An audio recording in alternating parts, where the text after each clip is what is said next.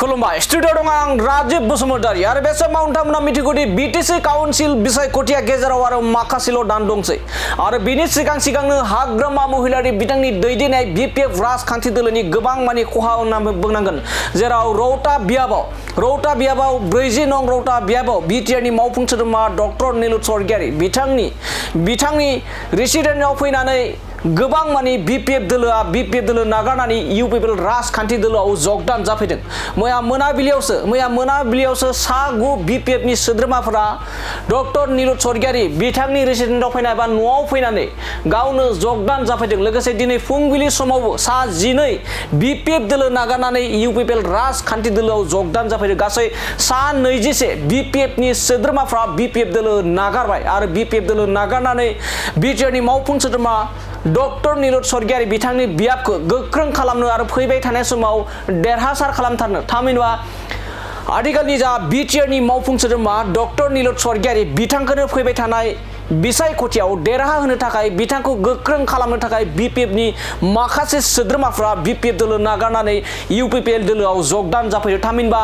40 नं रौता बियाबाव डक्टर नीलुत स्वर्गियारि बिथांनि न'आव फैनानै गासै सा 21 बिपिएफनि सोद्रोमाफोरा इउपिपिएल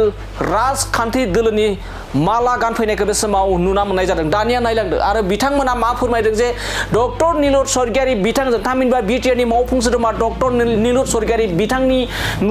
बिथांनि न'आव फैनानै मा जाहोनाव जगदान जाफैदों लोगोसे फैबाय थानाय समाव इउपिपिएल राजखान्थि दोलोखौनो सरकार दाहोनो थाखाय बिथांमोना माबायदि बाथ्रा बुंदों जों बिथांमोननिफ्राय आबुङै खोनासंना लादिनि মই আগতে বিপিএফত আছিলোঁ মোক ভাল লগা নাই সেই গতিকে মই